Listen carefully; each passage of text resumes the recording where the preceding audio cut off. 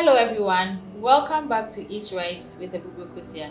Today we'll be discussing another thought-provoking issue revolving nutrition. I'm here with, kindly introduce yourself to our guest. Okay, so I'm Fly Lieutenant Ivan Gala, a principal dietitian at the Third Seven Hospital.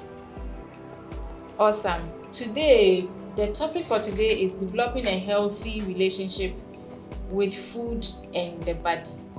I hope this is something that you will stay till the end because it's very, very interesting. Officer, please, how can one develop a healthy relationship with food and also the body? Yeah, so when it comes to food, it's very, very important to choose what you are taking into the body.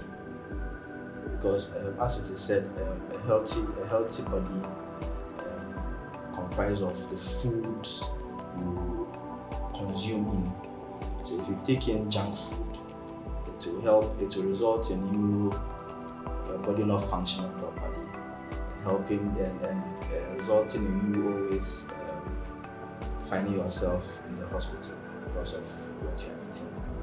So usually it's recommended that you eat healthy, you choose the proper foods that will make your body stay in check and function properly. Also, thank you for letting us know this. What are some of the signs that would depict someone who doesn't have a good relationship with food and then the body? So usually, if you are not eating well, your immune system will be very low, resulting in you always not being healthy and falling sick most of the time because your immune system is low and you can easily fall sick. Yeah, and the majority of the time you will not be productive because of you always falling sick. So it's very important that your immune system is up to task, and then also your appetite level for food. Mostly when your appetite levels are low, it shows that there's a problem. You need to try as much as possible to make sure that your appetite for food is high, so that at least you are able to eat well and get the required nutrients that the body requires to function properly. And then also another thing will be your physique. Usually, if you're not eating well, most of the time you feel tired, you feel weak, lethargic because of you not eating the right kinds of food. And apart from you being weak and not strong enough, usually to your weight is also another thing that would depict that you are not eating well. So usually we have what we check the BMI. If your BMI is more than the normal, it shows that you are overweight or obese, which shows that you are eating more junk or refined foods than you should be eating. So all these are things that show that you are not eating well. So most people want to wait to feel hungry before they eat. Beyond that, what are some of the cues we have to be taking from our body to eat even if we don't feel hungry? So usually it is wrong to actually wait to feel hungry before Some you even eat. eat with emotions. Yes, so those are actually not the appropriate or the right ways to eat healthy. Usually you do not have to wait to feel hungry before you take in something. Usually we recommend that you eat at certain times of the day so that it keeps the body, or it prompts the body that at this particular time prepares itself and makes the body or that function ready to receive food. So yeah, we advise that the 3 main meals should be mandatory. You shouldn't wait to be hungry before you take breakfast, before you take lunch, you take supper. These are mandatory meals that you have to stay by. Yeah. You have to abide by. So breakfast, lunch, and supper are very important meals that you have to actually try as much as possible to take every day. Not wait till you're hungry before we take breakfast. Some people even wait till about noon before they take their first meal of the day, which is not really the best thing. But a lot of people actually do that. And we advise that you don't have to wait and then get hungry before you take your meals. It's not a good practice. So there are people who normally feel guilty when they are eating, even if they are eating in the normal range.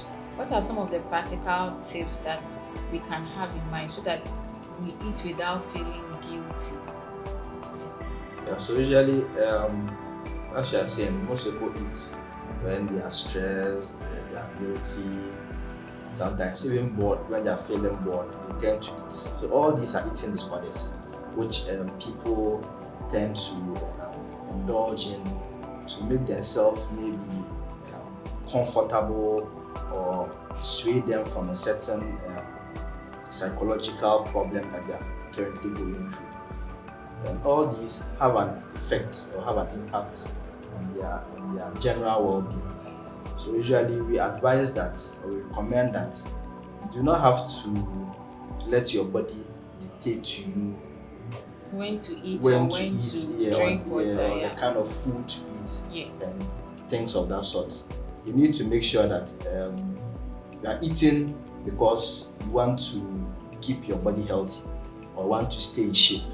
So you don't have to eat because you are broken-hearted, you are having some kind of family issues, and because of that, you tend to binge eat, or after eating, you bring out most of the food you eat to stay in a particular, especially the models. Most of them tend to bring out, they eat, all right, and then end up bringing out all what they eat afterwards. Some also, because they want to keep a certain figure, they tend to actually restrict themselves or eat a very limited amount of food which do not meet their daily nutrients.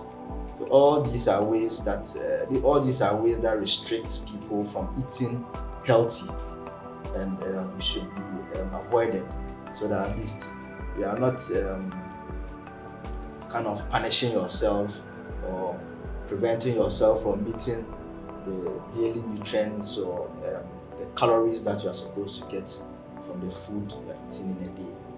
Yes, I think it's high time we even encourage all these positive things because one, people do not even know their BMI to start with, and so they don't know whether they are underweight or overweight or probably on the borderline.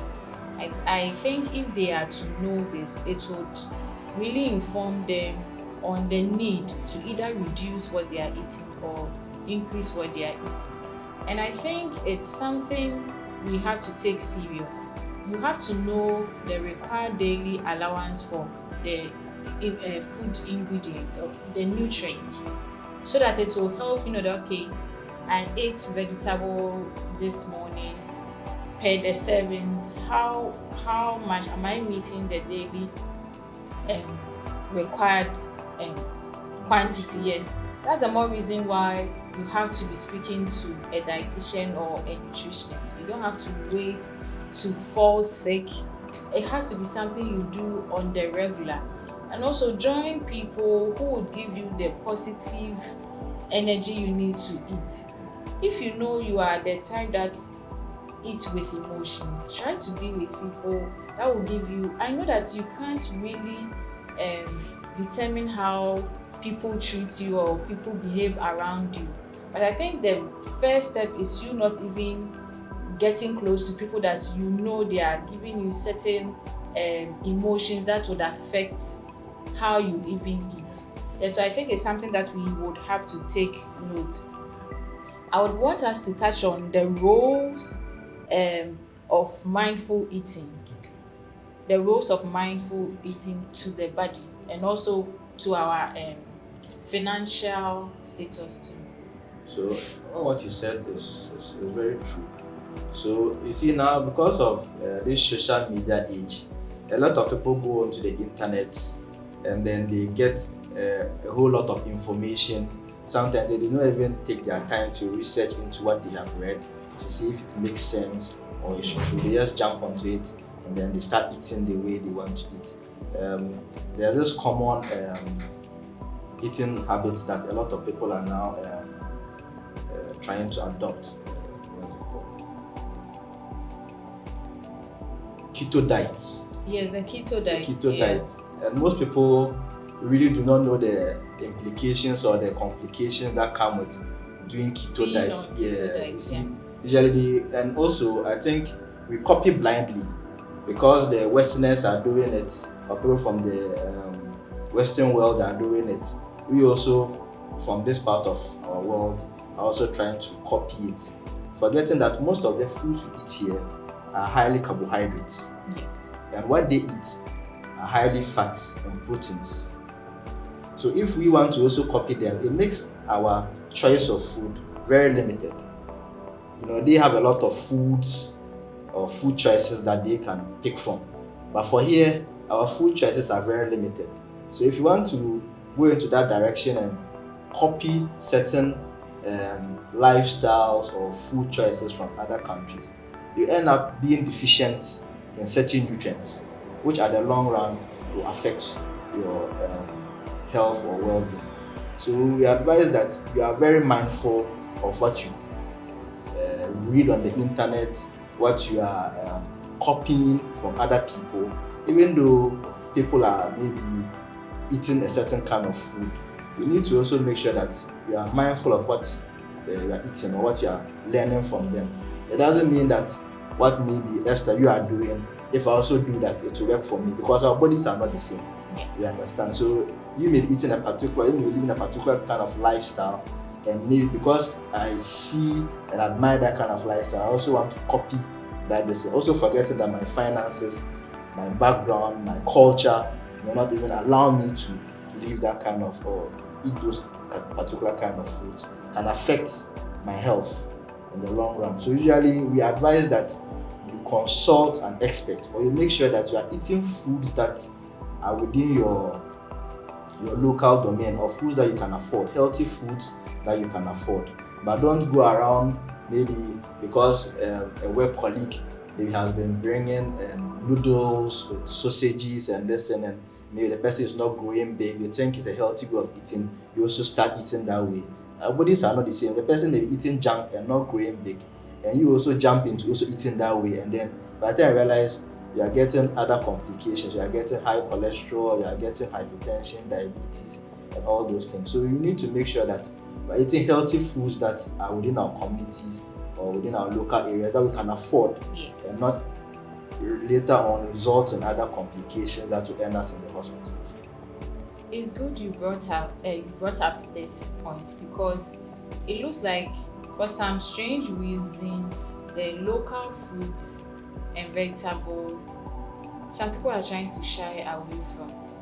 It's good to take apple, it's good to take grapes, but then if it's not within your financial bracket, you should still buy a fruit that will give you the same effect that you are getting from the others that you are not having, or the ones that you can't afford.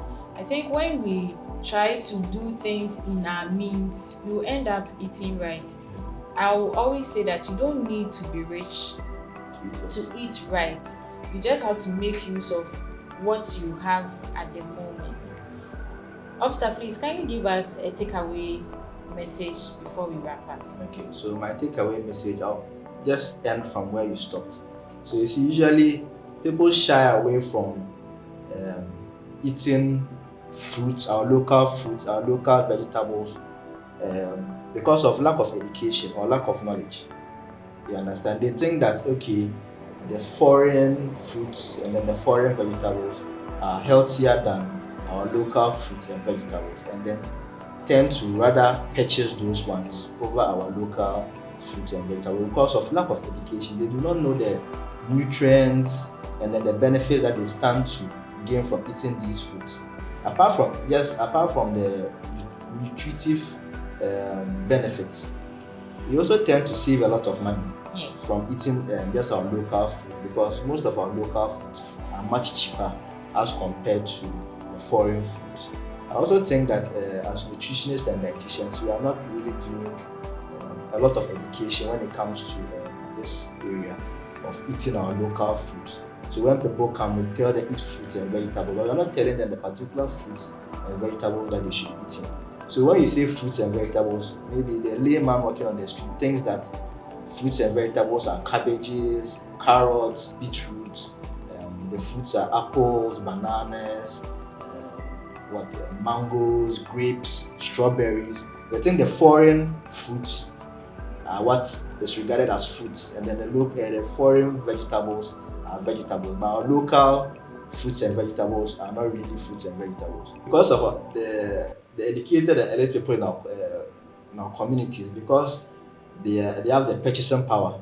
They rather prefer to go for the foreign fruits and vegetables as compared to our local fruits and vegetables. Even though of local fruits and vegetables are also very nutrient dense and then healthy, but because they do not have that nutrition knowledge, they prefer to rather go in for the foreign ones.